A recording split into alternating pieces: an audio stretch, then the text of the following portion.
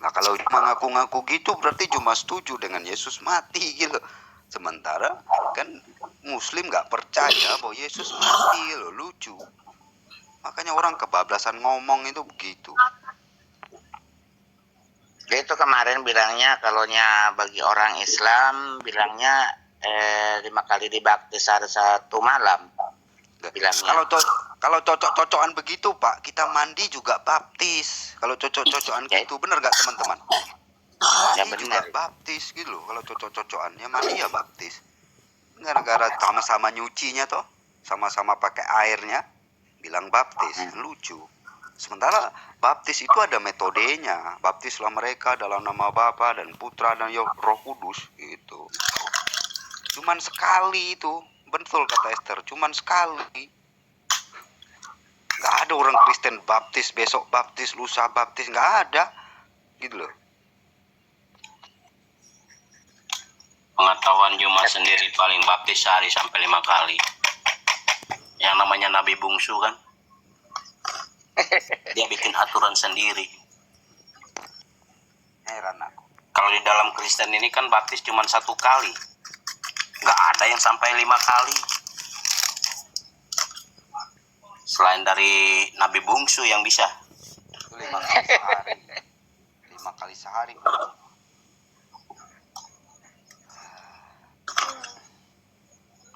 Susah memang kalau sudah cocok-cocokan hal yang tidak cocok.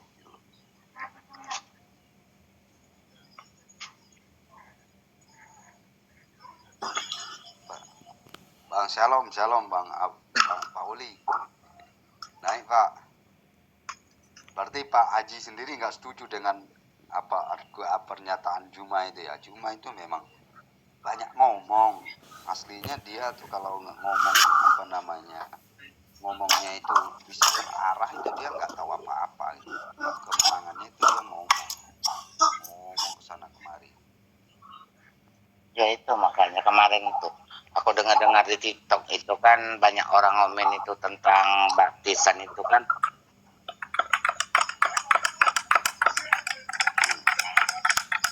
Sama baptis sama wudhu sama mandi bukan.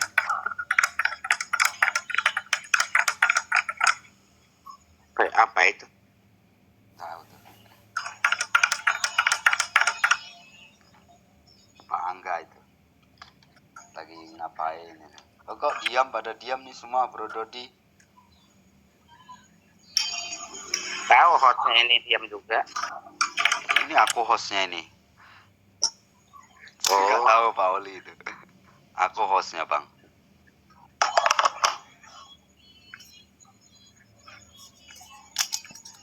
Silakan Pak Haji kalau mau ada yang ditanya-tanya gitu.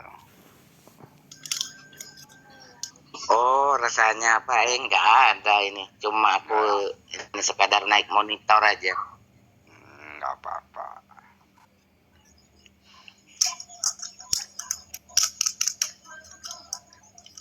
Berarti Pak Haji sering dengerin Juma Nandar gitu juga ya? Iya Bang Nandar, Bang Juma. Ada lagi satunya itu. Sering aku nonton itu di TikTok itu. Tapi kalau aku mau masuk di room dia tuh nggak dikasih naik.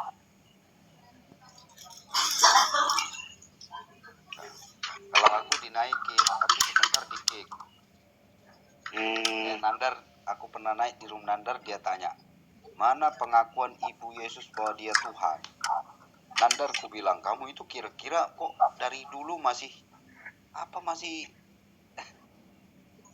masih kelihatan ceteknya ilmunya gitu, bahwa narasi dia itu jika dibalikkan cara berpikir dia juga kelabakan. Aku tanya, mana pengakuan paling tidak kakeknya Muhammad bahwa Muhammad Nabi? Sama toh pola berpikirnya. Gak usah bapak ibunya udah meninggal kan? Tanya kakeknya aja sih. Pengakuan kakeknya bahwa dia Nabi kan sama toh? Pertanyaannya, aku diturunkan. Kamu kok nggak pintar-pintar, saya bilang dari dulu kamu nggak pintar-pintar. Itu udah mainan kuda. Sering aku mau naik di room dia tuh.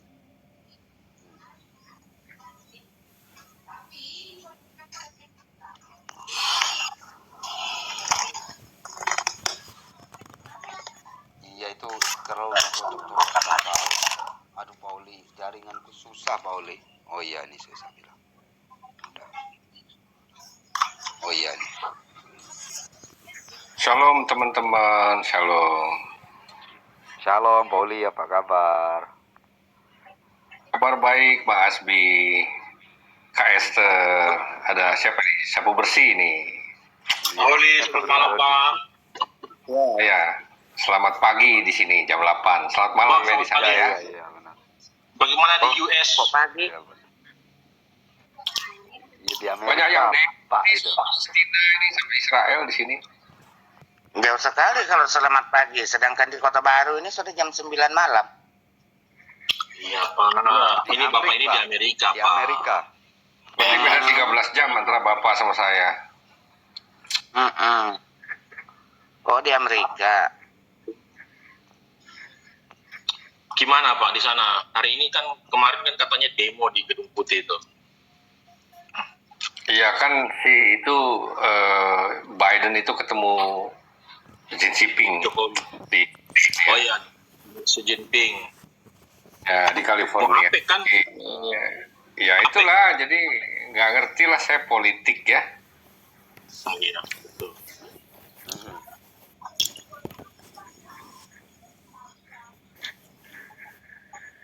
Tapi tadi pertanyaan itu ya, yang soal ngaku-ngaku itu, pengakuan yang dituntut adalah pengakuan. Sebenarnya cara berpikir yang keliru ya, ketika misalnya kita mempertuhankan seseorang atau sesuatu gitu, kita menyembah sesuatu hanya karena asalnya dari pengakuan. Karena orang jahat pun bisa ngaku jadi orang baik loh. Benar. Dalam sejarah itu banyak sekali tokoh-tokoh yang mengaku sebagai Tuhan dan ingin dianggap sebagai Tuhan. Fir'aun lah contohnya ya, contohnya Fir'aun. Fir'aun itu menganggap dirinya sebagai Tuhan dan dia mengaku sebagai Tuhan. Tetapi fakta Fir'aun itu tidak punya kuasa apa-apa terhadap langit dan bumi kan begitu. Raja Ahasveros atau Xerxes ya, ketika menyerang Sparta dulu di 200 tahun ya sebelum Masehi, dia juga ingin disembah dan dia mengaku juga sebagai God King atau Tuhan ya gitu ya. Tetap saat itu King Leonidas dari Sparta itu malah membuat dia berdarah dan pasukan Persia itu nggak berhasil menjajah Yunani akhirnya kan, karena Yunaninya melawan bersatu begitu. Ya, di Battle of Thermopylae dan Battle of Aramis itu kan. Nah, jadi dalam sejarah banyak sekali orang mengaku-ngaku sebagai Tuhan, faktanya dia tidak punya kuasa apa-apa terhadap langit dan bumi, bahkan dia mati dan tidak bangkit lagi kan. Yang jadi masalah begini, kekristenan itu kan bukan menuhankan Yesus berdasarkan pengakuan atau Yesus ngaku-ngaku gitu. Karena seringkali saya mendengar narasi begitu ya, di mana ayatnya Yesus itu mengaku Tuhan dan sembahlah aku. Ini adalah sebuah analogi cara berpikir yang falasi ya, logika yang keliru. Kalau begitu saya pun bisa ngaku orang baik sekalipun saya jahat Pak gitu. Saya pun bisa ngaku dapat wahyu dari Allah sekaligus wahyu itu saya gunakan untuk kepentingan diri saya sendiri gitu ya. Contoh misalnya kalau Lia Eden mengaku mendapatkan wahyu, lalu dia bilang begini, saya barusan dapat wahyu dan di wahyu itu bilang begini, bahwa kamu pengikut saya harus membelikan mobil BMW untuk saya gunakan. Itu wahyu loh dari ilahi.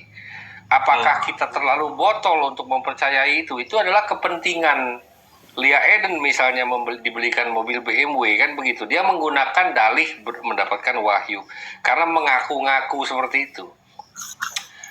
Kekristenan tidak pernah menganggap Yesus sebagai Tuhan, itu hanya karena pengakuan. Yang kita lihat adalah dari bagaimana dia berkuasa mengajar, bagaimana dia melaksanakan standar moral ilahi, bagaimana ajarannya, apa yang dia lakukan, lalu dia bisa bangkit setelah kematian.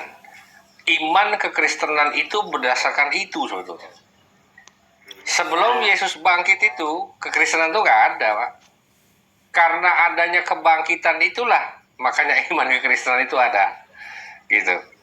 Karena dalam sejarah tidak pernah ada manusia setelah mati 3 hari bangkit, Pak. Hanya baru satu itu, Yesus Kristus. Nah, jadi bukan soal karena mengaku-ngaku ya gitu ya, ngaku-ngaku oh saya ini Tuhan, kamu sembah saya, kalau nggak sembah saya nanti kamu masuk neraka. Nggak seperti itu. Kita lihat dari ajarannya dan kuasanya begitu ya gitu. Nah, jadi cara berpikir yang konstruktif dan logika yang benar daripada cara berpikir yang akhirnya malah keliru karena menuntut sebuah pengakuan yang akhirnya terjebak, penjahat pun bisa ngaku jadi orang baik. Banyak koruptor di Indonesia ini dan di Amerika ini juga mengaku sebagai orang soleh, Pak. Begitu loh. Mereka bisa nyumbang gereja, bisa nyumbang masjid. Mafia tuh di sini banyak, Pak. Bapak tahu kartel di Meksiko itu banyak orang jualan narkoba itu kan. Tapi mereka nyumbang gereja, Pak. Duitnya duit narkoba. Gitu loh. Mafia Itali, mafia Rusia aja ke gereja berdoa. Percaya Alkitab loh. Gitu loh. Jadi kalau hanya ngaku-ngaku saja, waduh, kacau lah kita ini kan. Ya, silakan teman-teman lanjut. Tapi Pak, tadi Bapak bilang teori apa? Falasi apa itu Pak? Namanya saya lupa. Sering dipakai sama Pak Siko. Iya, logical fallacy. Logical fallacy itu Logical fallacy. jadi gini. Dan teori Logical fallacy. Ini yang selalu didengungkan oleh orang-orang yang katanya mereka belajar tentang filsafat, tentang psikologi, gitu loh. Dan ternyata justru mereka mencampurkan sinkretisme timur dengan ilmu filsafat barat yang akhirnya muncullah logical fallacy. Ya, logical fallacy. Saya pakai istilah itu kan gini ya. Yang saya pahami itu gini, logika itu dibangun dasarnya dari pemahaman atau pengetahuan. Logic is knowledge kan. False knowledge leads to logical fallacy. Jadi pemahaman atau pengetahuan yang tidak lengkap atau kurang lengkap, maka akan menimbulkan kesalahan logika. Contoh misalnya begini, dalam sebuah kalimat itu kan ada yang namanya logika linguistik, gitu ya.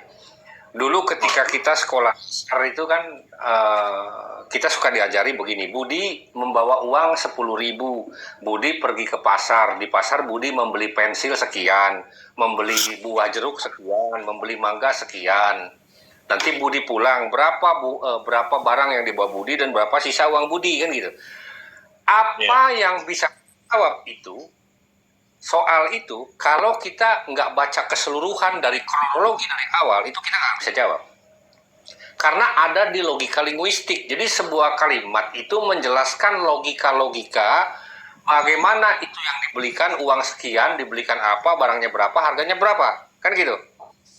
Jadi, kalau tanpa kita mengerti kronologinya, kita nggak akan bisa jawab soal itu.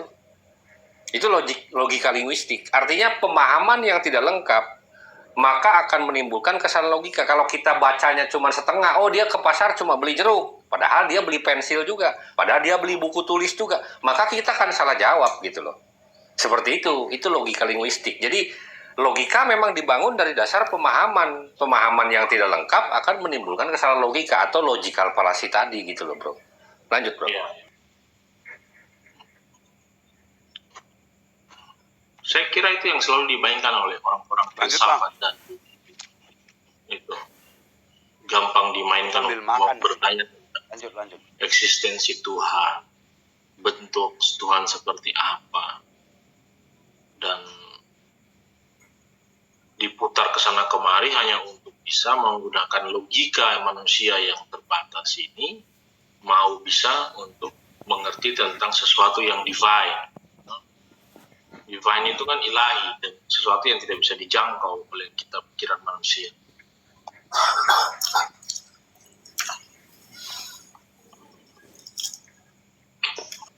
Kayak bingung juga. Itu iman kan untuk menjembatani itu kan. Saya jujur Pak, saya tidak respect kalau ketika orang mulai berbicara tentang kebenaran firman Tuhan, terus kemudian mau diukur dengan menggunakan logical fallacy itu, Pak. Saya jadi tidak respon. Saya bilang kalau you orang beragama, you justru harus melihat sesuatu ada yang ilahi yang tidak bisa dijangkau itu. Dan itu harus kita akui, tidak bisa kita untuk kita bedah, tidak bisa. Kita mau bedah bagaimana coba? Sesuatu yang ilahi itu sesuatu yang tidak bisa kita mengerti, yang di luar nalar kita, yang terbatas ini. Kalau itu konsepnya konsep berbeda, itu konsep iman kan. Kalau konsep iman itu kan enggak ukuran kalau iman. Karena iman itu kan urusan orang percaya kan gitu. Saya beriman, saya percaya.